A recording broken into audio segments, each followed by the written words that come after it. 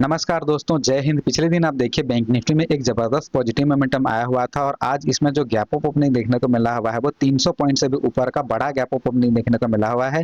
Nifty में भी आप देखिए पिछले दिन जबरदस्त पॉजिटिव मोमेंटम आया हुआ था और इसमें भी जो गैप अप ओपनिंग मिला है वो 250 पॉइंट से भी ऊपर का बड़ा सा गैप अप ओपनिंग देखने को मिला हुआ है।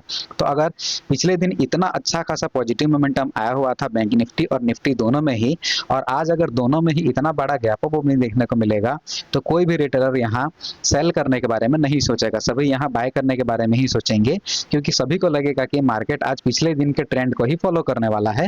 इसीलिए यहाँ ज्यादातर जो रिटेलर्स होते हैं वो बाय करना शुरू करते हैं और अगर रिटेलर्स बाय करेंगे तो उनके एसएल हंट करने के लिए मार्केट नीचे आने लगता है।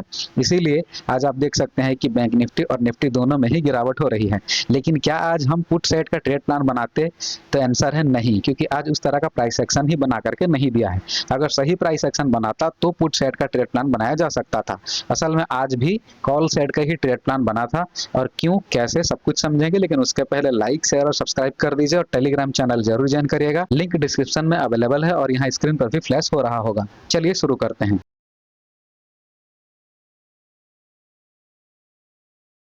चलिए आज के प्राइस एक्शन को समझने की कोशिश करते हैं। भले ही बैंक निफ्टी में आज बड़ा गैप अप ओपनिंग देखने को मिला हुआ था, लेकिन ये जो गैप अप ओपनिंग मिला हुआ था ये साइकोलॉजिकल लेवल 54,500 के नीचे मिला था और इसके नीचे से ही आप देख सकते हैं रिजेक्शन लेते हुए मार्केट गिरावट करने की कोशिश कर रहा था।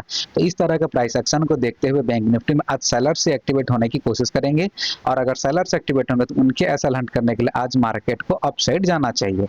बात करें निफ्टी की तो देखिए निफ्टी में भी आज बड़ा गैप अप ओपनिंग देखने को मिला हुआ है, लेकिन ये भी गैप अप ओपनिंग जो है साइकोलॉजिकल लेवल के नीचे नीचे मिला हुआ था। ऊपर देख सकते हैं आप 25,000 का साइकोलॉजिकल लेवल मौजूद था। इसके नीचे से ही रिजेक्शन लेते हुए गिरावट करने की कोशिश कर रहा था निफ्टी भी।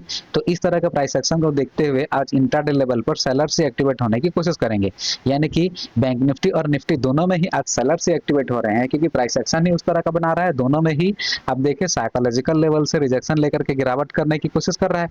तो इस तरह के प्राइस एक्शन को देखते हुए सेलर्स एक्टिवेट होंगे जिनके एसएल हंट करने आज मार्केट को अपसाइड जाना चाहिए। हाँ, पुट साइड का ट्रेड प्लान कैसे बनाया जा सकता था? जैसे कि मैंने वीडियो की शुरुआत में ही कहा था कि अगर सही प्राइस एक्शन बनाता तो पुट साइड का ट्रेड प्लान बनाते।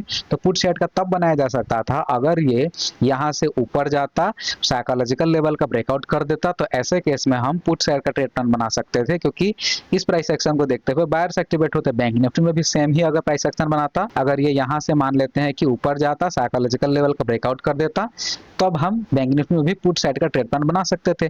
या फिर बैंक निफ्टी में साइकोलॉजिकल लेवल का ब्रेकआउट करता या फिर निफ्टी में साइकोलॉजिकल लेवल का ब्रेकआउट करता, दोनों में से किसी भी एक में अगर साइकोलॉजिकल लेवल का ब्रेकआउट हो जाता तो ऐसे केस में पुट साइड का ट्रेड प्लान बनाया जा सकता था। लेकिन प्राइस एक्शन ही वैसा नहीं बनाया और हम प्राइस एक्शन के हिसाब से, लॉजिक के हिसाब से काम करते हैं। अगर उस तरह का प्राइस एक्शन नहीं बनाएगा तो हम उस तरह का ट्रेड नहीं लेंगे। तो जिस तरह का प्राइस एक्शन बनाएगा उसके हिसाब से ट्रेड लिया जाता है। तो आज असल में जो प्राइस एक्शन बनाया हुआ था वो सेलर्स को एक्टिवेट कर रहा था, तो आज कॉल साइड का ट्रेड प्लान बनेगा। तो देखिए कॉल साइड का ट्रेड प्लान बनाया कहां से जाएगा। देखिए बैंक निफ्टी में जो फर्स्ट कैंडल बना हुआ था ये बड़ा सा 200 पॉइंट के आसपास का रेड कैंडल बना हुआ था। तो इतने बड़े रेड कैंडल के बाद तुरंत अप साइड के लिए ट्रेड प्लान नहीं बनाया जा सकता, बल्कि मल्टीपल एसएल क्रिएशन यानी कि मल्टीपल ब्रेकडाउन का वेट किया जाता है। देखिए फर्स्ट कैंडल के लो का ब्रेकडाउन हुआ और यहाँ आप देखिए कि इस वाले कैंडल के भी लो का ब्रेकडाउन कर चुका है और नीचे आप देख सकते हैं कि क्लोजिंग प्राइस अवेलेबल है और एक और साइकोलॉजिकल लेवल भी अवेलेबल है। तो इस तरह के प्राइस एक्शन को देखते हुए, मल्टीपल ब्रेकडाउन को देखते हुए सेलर से एक्टिवेट होंगे, क्योंकि उनको लगेगा कि मार्केट नीचे जाएगा, क्लोजिंग प्राइस और साइकोलॉजिकल लेवल का ब्रेकडाउन करेगा।